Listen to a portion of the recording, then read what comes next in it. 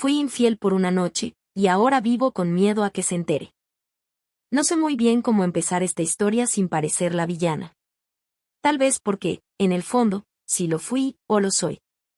A veces me miro al espejo con la cara lavada, el cabello atado en un moño alto, el pijama arrugado y los ojos hinchados de no dormir, y me repito en silencio, no eres esa clase de mujer. Pero lo fui. Una noche. Una sola vez. Y bastó. Me llamo Ashley. Tengo 32 años. Estudié diseño gráfico, trabajo desde casa, y llevo una vida que desde fuera parece estable, ordenada, cómoda. Siempre he sido esa persona que planifica, que hace listas, que cumple con lo que promete. Una hija responsable, una amiga leal, una pareja comprometida.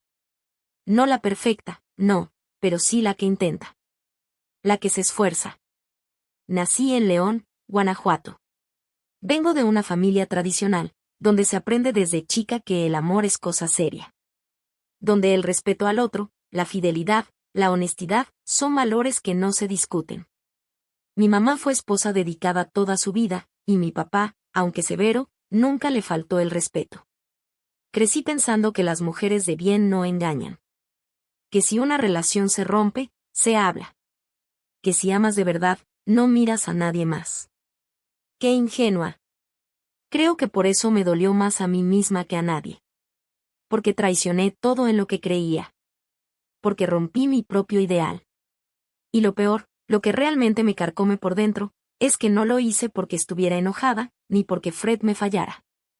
Lo hice por debilidad. Por un instante de vacío. Porque algo dentro de mí, que aún no logro explicar, me hizo decir que sí cuando debí correr. Y aquí estoy. Fingiendo que todo está bien. Fingiendo que el desayuno me sabe igual. Que sus abrazos me hacen sentir segura. Fingiendo que no me sobresalto cada vez que me dice, tenemos que hablar. Vivo con miedo. Con ese miedo constante, punzante, como un alfiler bajo la piel. Miedo a que revise mi teléfono. A que pregunte demasiado. A que mire mis ojos y lo vea. A que una sola palabra fuera de lugar lo despierte de esta confianza ciega que aún tiene en mí. Lo miro dormir y siento ganas de confesarlo, de arrancarme la culpa.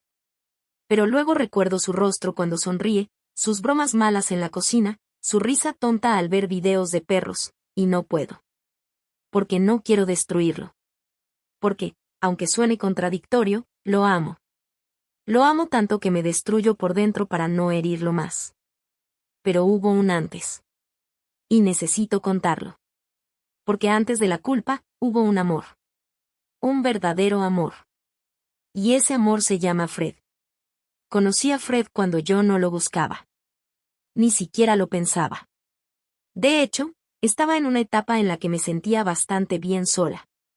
Llevaba un año sin pareja y había aprendido a disfrutar mi compañía, cafés por la mañana, tardes de películas, paseos sola por librerías. Salía con amigos, claro.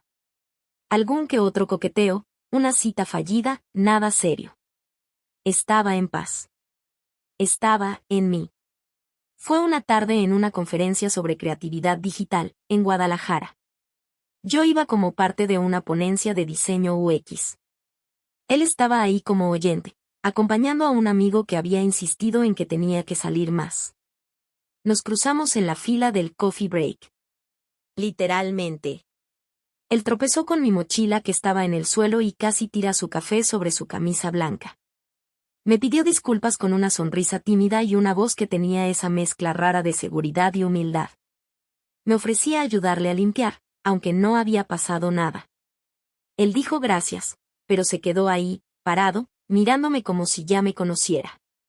Luego dijo: «Tú diste la charla de los mapas de calor, ¿no?». Asentí, sorprendida. Me halagó que recordara el tema. Y él agregó: «Eres la única persona que logró hacer que algo tan técnico pareciera poesía». Me reí. Y desde ahí, comenzamos a hablar. Fred no tenía redes sociales. No usaba Instagram, no publicaba frases profundas en Twitter. Usaba Facebook solo para seguir páginas de arquitectura y memes absurdos de gatos. Tenía una calma en la forma de hablar, una paciencia que parecía anticuada. Nada en él era estridente. No me quería impresionar.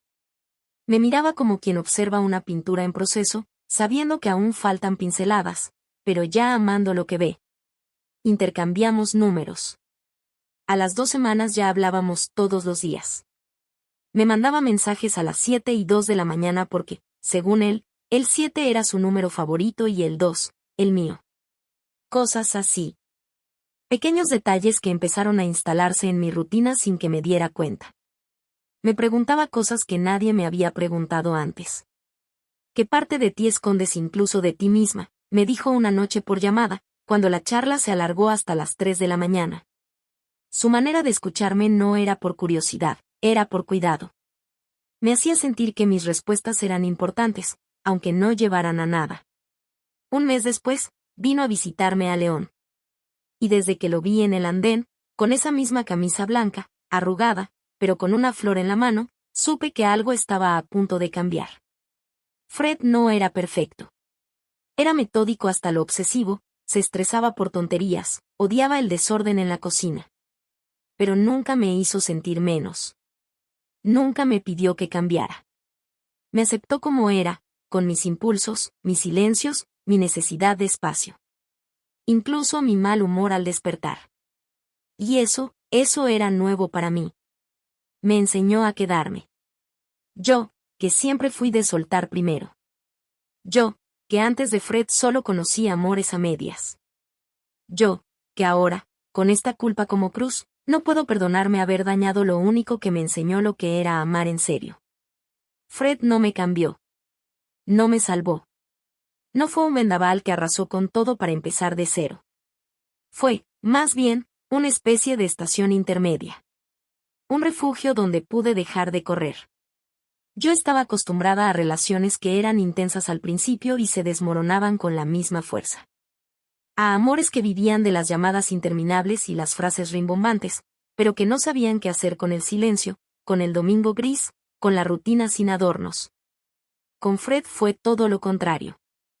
Desde el inicio hubo pausa, hubo espera, hubo escucha. En nuestras primeras salidas no hubo escenas de película ni citas espectaculares. Hubo cafés largos, caminatas sin rumbo, conversaciones sobre música que nunca coincidía y películas que siempre nos hacían discutir. Y sin embargo, en todo eso había una comodidad nueva para mí. No teníamos que impresionarnos. Nos dejábamos ser. Fred tenía la habilidad de prestarle atención a cosas que yo ni notaba. Si me tocaba el cuello cuando hablaba de mi infancia, él lo mencionaba después. Si bostezaba en medio de una serie, pausaba y me preguntaba si quería dormir o solo desconectar. Me hacía sentir visible. No como objeto de deseo, sino como persona completa. Completa y, aún así, no terminada. Con espacio para crecer. Yo tenía miedos. Él los respetaba. A veces le decía que necesitaba tiempo sola, que no quería hablar, que no sabía por qué me sentía ansiosa sin motivo. Nunca insistía, pero siempre me mandaba un mensaje horas después: aquí estoy, por si acaso. Ese por si acaso era como un hilo suave que me mantenía unida a algo. Algo bueno. Con el tiempo, nuestras diferencias dejaron de ser barreras. Él era estructurado, yo impulsiva. Él amaba los horarios, yo funcionaba con el caos. Pero en lugar de friccionar, nos complementábamos. Yo lo ayudé a romper sus rutinas. Él me enseñó que el orden también puede ser una forma de amor. Él me hablaba de arquitectura, de proporciones, de líneas rectas. Yo le hablaba de emociones, de colores, de metáforas. Éramos, sin quererlo, un equilibrio inesperado. Empezamos a pasar más tiempo juntos. Los fines de semana eran nuestros. Cocinábamos, discutíamos por cosas absurdas como la cantidad de ajo en una pasta, o si el gato del vecino nos estaba espiando. Él dejó algunas cosas en mi departamento y, sin que lo dijéramos, fuimos construyendo una vida compartida. No en una casa, sino en los espacios que íbamos ocupando el uno en el otro. Un día me abrazó más fuerte de lo habitual. Había tenido una semana horrible en el trabajo. Yo no dije nada, solo le acaricié el pelo. Y él susurró, quiero quedarme contigo mucho tiempo. Si me dejas. No le respondí de inmediato. Me dio miedo. Me dio alegría. Me dio paz. Y todas a la vez. Le respondí al día siguiente con un desayuno en su cama, escrito con mermelada, me estás dejando sin escapatorias. Y me gusta. Así fuimos. Así seguimos. Hasta que todo tomó la forma de algo más serio. Más comprometido. Y entonces llegó el día que nunca pensé que querría con tanta certeza. La boda fue un suspiro largo. De esos que uno contiene durante años y, de pronto, se suelta. La organizamos con poco presupuesto pero con todo el corazón del mundo. No queríamos lujos. Queríamos significado. Y eso sí que lo tuvimos. Fue en una antigua casona restaurada, con un jardín amplio lleno de jacarandas en flor. La luz era tenue, de esas que parecen bañarlo todo con nostalgia suave. Las sillas eran diferentes entre sí, como nuestras personalidades, y las flores las arregló mi tía Clara con paciencia de artesana. Usamos telas recicladas como caminos de mesa y un cuarteto de cuerdas que tocaba versiones de Radiohead mientras los invitados llegaban. Mi vestido no fue blanco puro. Fue marfil, con bordados hechos a mano, y un cinturón de seda gris claro. Lo elegí porque no me sentía la típica novia. Nunca lo fui. No quería parecer de revista. Quería parecer yo. Y así me sentí al verme en el espejo, yo, en mi versión más tranquila. Más vulnerable. Más enamorada. Fred vestía un traje azul noche. No usaba corbata, porque decía que le asfixiaban, pero llevaba un pañuelo bordado con nuestras iniciales. Se veía nervioso, más de lo que yo imaginé que estaría. Cuando llegué, no pudo evitar morderse el labio inferior. Nos reímos los dos, como dos adolescentes. El civil lo hizo un amigo suyo que trabajaba en registro civil, y lo hicimos más personal, escribimos nuestros propios votos. Fred dijo que yo era su desorden favorito. Yo dije que él era mi paz sin pretensión. La gente aplaudió, lloró, se abrazó. Mi madre no paraba de sonreír. Su padre, que había sido escéptico al principio, me abrazó con fuerza al final de la ceremonia. Hubo comida, mucha. Música elegida entre ambos, desde boleros hasta indie. Bailamos hasta que las plantas de los pies nos dolieron. Nos tomamos fotos borrosas, con amigos que no vemos desde entonces. Fred me alzó al final de la noche para cruzar el umbral de la cabaña donde pasaríamos la primera noche como esposos. Y ahí, con los pies hinchados y la cabeza embriagada de emoción, me dormí en su pecho. Creyendo, sintiendo con cada fibra, que el amor verdadero sí era posible. Que se podía construir, sostener, cuidar. No sé en qué momento dejé de cuidar todo eso. No sé en qué instante exacto una grieta se coló en mi certeza. Pero ocurrió. Y, aunque duela reconocerlo, la historia perfecta empezó a cambiar. No por él. No por lo que faltaba. Sino por mí. Porque una parte de mí, inconscientemente, comenzó a buscar aire en otro lugar. No quiero justificarme, pero también sé que no soy una víctima. Esa noche, todo fue mi decisión. Una decisión cobarde, impulsiva, quizás nacida de una necesidad de sentirme viva, de volver a sentirme mirada, deseada, como si la rutina que me ahogaba pudiera silenciarse con un solo beso ajeno. Todo empezó con una copa de vino. O dos. Era la cena de despedida de una compañera del trabajo. Una mujer radiante que se iba a vivir a otro país con su prometido. Todos hablaban del amor como si fuese una película interminable. Y yo ahí, en una mesa rodeada de carcajadas y promesas, sintiéndome más sola que nunca. Fred no vino. No porque no quisiera, sino porque tenía otra entrega importante en la oficina. Él siempre tenía trabajo, siempre estaba ocupado, siempre estaba cansado. Entonces, cuando me reí del chiste de Diego, el nuevo diseñador, y sentí su mano rozarme ligeramente el brazo, no retrocedí. Al contrario. Me dejé envolver por esa calidez efímera que no sentía desde hace meses. Fue estúpido. Fue egoísta. Pero me hizo sentir, por un instante, que todavía podía encender algo en alguien. Terminamos yendo a otro bar con algunos compañeros más. Diego se ofreció a llevarme. Y lo peor es que no era un plan, no lo tenía calculado. Fue una cadena de pequeños síes que me llevaron directo al desastre. Una conversación demasiado íntima en el auto. Una confesión mía sobre cómo me sentía olvidada. Y sus ojos escuchando sin juzgar. Fue la lluvia. Fue la música. Fue la forma en la que él me miraba. Fue el vacío que yo tenía por dentro. Acabamos en su departamento. Ni siquiera recuerdo haber pensado en Fred en ese momento. Estaba demasiado ocupada aferrándome a algo que no era mío. A su cuerpo. A su boca. A la sensación de volver a ser deseada. Cuando desperté al lado de Diego, tuve que meterme al baño para no romperme en pedazos. Vomité. Lloré. Me odié. Y supe que acababa de romper algo que jamás se podría volver a armar igual. Regresé a casa como si fuera otra persona. Él dormía, como siempre, ajeno a todo. Me metí a la cama en silencio, con la ropa todavía oliendo a perfume que no era suyo, con el corazón pesando como una piedra. Desde entonces, no he podido dormir tranquila ni una sola noche. Y lo peor es que él no sospecha nada. Me sigue abrazando por las mañanas, me besa la frente como si yo todavía fuera esa mujer que prometió amarle por siempre. Pero yo sé que fallé. Y no hay forma de borrar eso. Desde esa noche, mi vida se convirtió en una actuación constante.